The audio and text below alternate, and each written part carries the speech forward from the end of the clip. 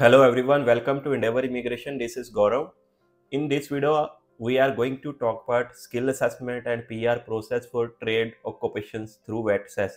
हमने पहले general occupations पे VET-SES पे जो है प्रॉपर वीडियो बनाई हुई है, तो हमें काफ़ी कॉल्स आई थी कि आप VET-SES के स्किल असेसमेंट प्रोसेस जो कि ट्रेड ऑक्यूपेशंस के लिए उसके ऊपर भी वीडियो बनाओ। तो इस वीडियो में हम उसी के बारे में बात करने जा रहे हैं कि अगर आप ऑफ शोर से यानी कि इंडिया, पाकिस्तान, बांग्लादेश, नेपाल या किसी भी कंट्री से हैं, ऑस्ट्रेलिया के बाहर से हैं और आपका जो है ट्रेड ऑक्यूपेशन है, तो आप कैसे जो है ऑस्ट्रेलिया में माइग्रेट हो सकते हैं, कैसे अपनी स्किल असेसमेंट ले सकते हैं। तो वीडियो को शुरू करें इससे पहले अगर आप हमारे चैनल पे फर्स्ट टाइम विजिट कर रहे हैं तो please do subscribe our channel. इसके अलावा आप हमें फेसबुक एंड इंस्टाग्राम पे भी फॉलो कर सकते हैं। तो आइए वीडियो को शुरू करते हैं। तो सबसे पहले तो हमें जो है इसकी एलिजिबिलिटी के बारे में जानना होगा। तो VET-SES के अंदर जो है टोटल 27 ट्रेड ऑक्यूपेशंस आते हैं। तो वो 27 ट्रेड ऑक्यूपेशंस में जो है 4 जो ऑक्यूपेशन है वो लाइसेंस्ड ऑक्यूपेशन है, बाकी जो 23 ऑक्यूपेशंस हैं वो नॉन लाइसेंस्ड ऑक्यूपेशन है। तो लाइसेंस्ड ऑक्यूपेशंस क्या होता है, जैसे कि इलेक्ट्रिशियंस हो गए, प्लम्बर्स हो गए, उनको जो है अपनी स्किल असेसमेंट के रिजल्ट के साथ साथ या अपने सर्टिफिकेट के साथ साथ जो है एक लाइसेंस की भी ज़रूरत होती है टू वर्क इन ऑस्ट्रेलिया। बाकी जो कि शेफ़ होते हैं या वेल्डर होते हैं या दूसरे जो ऑक्यूपेशंस हैं, तो उसमें जो है उनको लाइसेंस की ज़रूरत नहीं होती। तो जो वो जो है नॉन लाइसेंस ट्रेड्स में जो है फॉल करते हैं। तो अब हम बात कर लेते हैं इसके स्किल असेसमेंट प्रोसेस की। तो इसमें जो है इंडिया से टोटल 2 पाथवेज होते हैं। एक तो पाथवे 1 होता है, दूसरा पाथवे 2 होता है। तो पाथवे 1 में वो लोग फॉल करते हैं जिन्होंने अपनी इंडिया से 12th की है या उसके बाद कोई उन्होंने यहाँ पोस्ट सेकेंडरी स्टडीज की हुई है। पाथवे 2 उन लोगों के लिए होता है जो ऑस्ट्रेलिया में जिन्होंने कोई स्टडी की थी उसी फील्ड या उसी ट्रेड के रिलेटेड, लेकिन वो किसी टाइम जो है अपनी पीआर नहीं डाल सके या अपना वर्क एक्सपीरियंस ऑस्ट्रेलिया में नहीं गेन कर पाए और उसके बाद जो है वो अपनी होम कंट्री में वापस आ गए। तो हम पाथवे 1 की ही बात करेंगे क्योंकि जो हमारे व्यूअर्स हैं वो मोस्टली पाथवे 1 में ही फॉल करते हैं, क्योंकि उनके पास जो है कोई भी ऑस्ट्रेलियन क्वालिफिकेशन नहीं होती और वो जो है बिना ऑस्ट्रेलियन क्वालिफिकेशन के ऑस्ट्रेलिया में मूव हो सकते हैं विद ट्रेड ऑक्यूपेशन।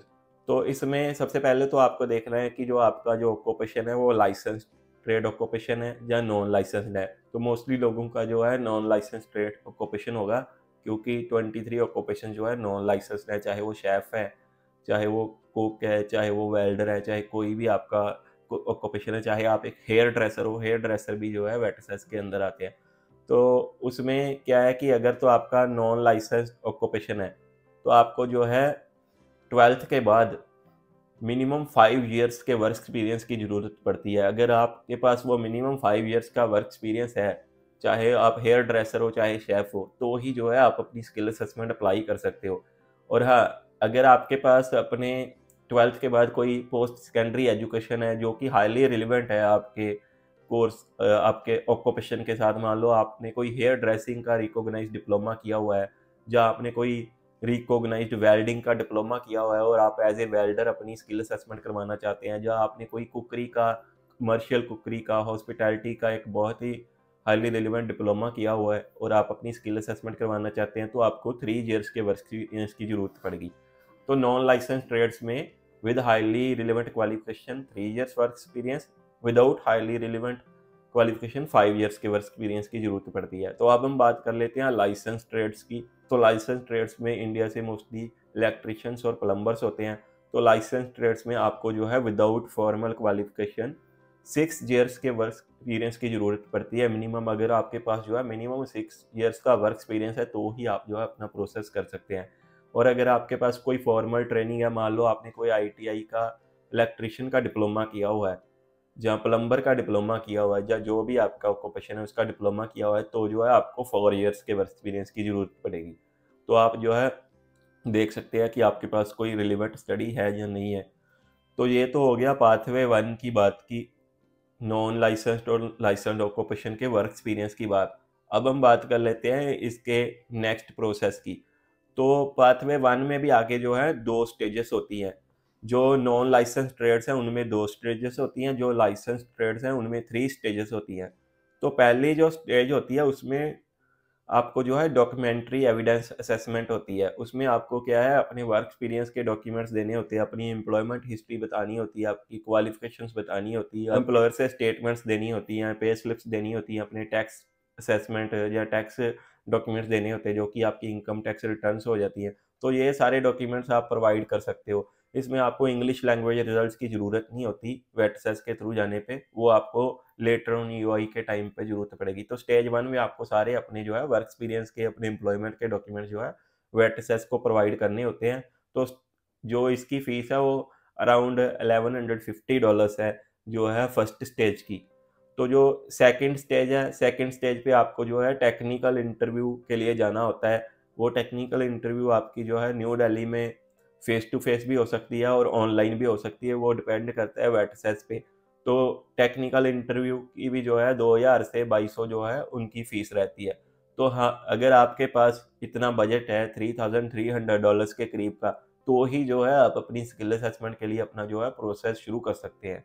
हाँ, और अगर आपका लाइसेंस्ड ऑक्यूपेशन है, तो उसमें ये आपकी दोनों स्टेजेस के बाद, जो पहली स्टेज डॉक्यूमेंट्री एविडेंस की और दूसरी टेक्निकल इंटरव्यू की हो जाती है, उसके बाद जो है आपका एक तीसरी स्टेज भी होती है, जो 4 लाइसेंस ट्रेड्स हैं उनके लिए सिर्फ। उनको उसमें जो है $2000 एक्स्ट्रा भी पे करने होते हैं और उनका जो है फॉर्मल एक टेस्ट भी होता है। तो वो टेस्ट पास करने के बाद ही जो है उनको अपनी स्किल असेसमेंट के रिजल्ट्स मिलते हैं। तो जब आपको अपनी 2 या 3 जो भी आपके ऊपर एप्लीकेबल है स्टेजेस पार कर लेते हो, तो उसके बाद जो है आपको वेट सेस की तरफ से एक जो है क्वालिफिकेशन का सर्टिफिकेट भी दिया जाता है, जो कि सर्टिफिकेट 3 होता है, और उसके साथ जो है आपको आपकी असेसमेंट का रिजल्ट दिया जाता है। तो उसी असेसमेंट के रिजल्ट के साथ ही जो है आप अपनी जो है ईवाई डाल सकते हो, एक्सप्रेशन ऑफ इंटरेस्ट लॉन्च कर सकते हो पीआर के लिए। तो ये जो स्टेप है, मैंने आपको शुरू से लेके अभी तक का सारा बता दिया है। उसमें मैंने आपको खर्चा भी बता दिया है। अगर तो आपका नॉन लाइसेंस ट्रेड है, तो आपको जो है 3300 के करीब जो है ऑस्ट्रेलियन डॉलर्स के करीब अपना बजट रखना होगा just to get skill assessment. और अगर आपका जो है लाइसेंस ट्रेड है, तो आपको 5300 के डॉलर का जो है मिनिमम बजट रखना होगा just to get skill assessment. इसके बाद जो है आप अपनी ईओआई लॉन्च कर देते हैं अपनी स्किल असेसमेंट के रिजल्ट के साथ, अपने जो है डॉक्यूमेंट्स के साथ, एजुकेशन के, वर्क एक्सपीरियंस की डिटेल्स डाल के। तो उसके बाद जब आपको इन्विटेशन आ जाता है, तब आपको जो है अपनी वीज़ा फ़ीस पे करनी होती है, जो कि करंटली फाइनेंशियल ईयर 24-25 का चल रहा है, जो 30 जून 2025 को ख़त्म होगा। अभी इसकी जो फ़ीस है $4770 है। मोस्टली हर साल जो है 50 से $100, $150 जो है वो इंक्रीज़ हो जाती है। तो आप जो है अप्रॉक्सीमेटली $5000 जो है उसका खर्चा भी लेके चल सकते हो वीज़ा एप्लीकेशन का। लेकिन वो आपको तभी पे करनी है जब आपको गारंटीड पीआर का इन्विटेशन आ जाता है। तो पहला स्टेप तो आपका जो है वेट सेस का ही है। तो वेट सेस का मैंने आपको जो है ट्रेड का जो है पूरा प्रोसेस बता दिया है। अगर जो लोग ऑस्ट्रेलिया के अंदर से अप्लाई करते हैं, उनको ट्रेड रिकॉग्नाइजेशन ऑस्ट्रेलिया की तरफ से जाना होता है, जिसको टीआरए बोलते हैं। जो लोग ऑस्ट्रेलिया के बाहर से अप्लाई करते हैं, उनको वेट सेस के अंदर जाना होता है। तो वेट सेस के अंदर भी जो उनके केस ऑफिसर्स हैं, वो टीआरए अप्रूव्ड होते हैं, यानी कि ट्रेड रिकॉग्नाइजेशन ऑस्ट्रेलिया ने ही वेट सेस को जो है ये अथॉरिटी दी हुई है ऑफशोर से, ये जो है स्किल असेसमेंट प्रोवाइड करने की थ्रू टेक्निकल इंटरव्यू, और जो है जो उसके ट्रेड टेस्ट हो गया या उसके डॉक्यूमेंट्री एविडेंस हो गए, ये सारे कलेक्ट करके पूरा प्रोसेस करने की। सो आई होप कि आपको वीडियो पसंद आया होगा। वीडियो पसंद आया तो वीडियो को लाइक एंड शेयर जरूर कीजिए अपने फ्रेंड्स के साथ। इसके अलावा हमारे चैनल को सब्सक्राइब कीजिए, ताकि आपको जो है और भी ऑस्ट्रेलिया पीआर पे अपडेट्स मिल सके। तो अगर आपको अपना प्रोसेस शुरू करना है ऑस्ट्रेलिया पीआर का, तो आप जो है एंडेवर इमिग्रेशन की टीम को दिए गए नंबर्स पे कॉन्टैक्ट कर सकते हैं। Thanks for watching this video. See in the next video.